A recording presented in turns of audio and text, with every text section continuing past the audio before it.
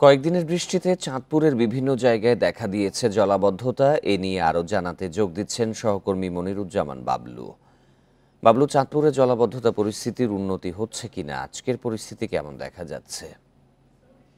চাঁদপুরে যে বৃষ্টি যে টানা বৃষ্টি হয়েছিল, এই বৃষ্টিতে দেশের সর্বোচ্চ বৃষ্টিপাত রেকর্ড করা হয়েছে।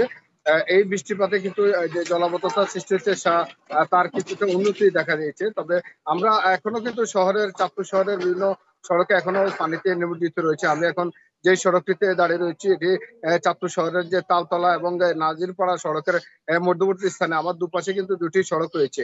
একটিতে গতকাল পানি ছিল, আরেকটিতে আজকেও পানি রয়েছে।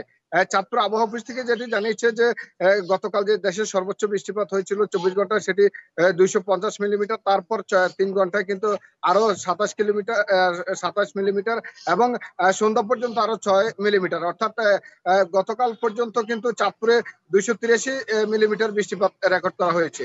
এই বৃষ্টিপাতের কারণে কিন্তু চাঁদপুর শহর সহ যে জেলার বিভিন্ন উপজেলাগুলো, চাঁদপুরের হাজীগঞ্জ পৌর এলাকা এবং ফরিদগঞ্জ উপজেলা জলাবদ্ধতার শিকার, এবং সেখানে সেচ প্রকল্প থাকার কারণে সেখানে ফরিদগঞ্জ উপজেলাবাসী পানিবন্দী। আবারও পানির বিপুল পানি, বৃষ্টির পানি দেখা পেয়েছে, এতে তাদের জলাবদ্ধতার দুর্ভোগ বেড়েছে। শাহরাস্তিতেও একই অবস্থা এবং মতলবের কিছু শহরগুলোতেও একই অবস্থা। আমাদেরকে যেটি জানিয়েছে যে চাঁদপুর পৌরসভা থেকে এটি ড্রেনেজ নিষ্কাশনের যে ব্যবস্থা, সেটি কিন্তু কার্যক্রম চালু করা হয়েছে, এবং এটি ডিসেম্বরের মধ্যে যদি ড্রেনেজ ব্যবস্থা যদি পরিষ্কার করা হয় এবং নতুন ড্রেনেজ কাজ যদি করা হয়, তাহলে কিন্তু আগামী নতুন বছর থেকে কিন্তু শহরে বৃষ্টির পর কিন্তু আর পানি থাকবে না বলে জানিয়েছে পৌর কর্তৃপক্ষ। চাঁদপুরে বৃষ্টিপাতের কারণে কিন্তু জনজীবনে যে স্থবিরতা যে দুর্ভোগে নেমে এসেছিল, তা কিন্তু কিছুটা উন্নতির দিকে রয়েছে। চাঁদপুর থেকে এই ছিল আমার কাছে সর্বোচ্চ।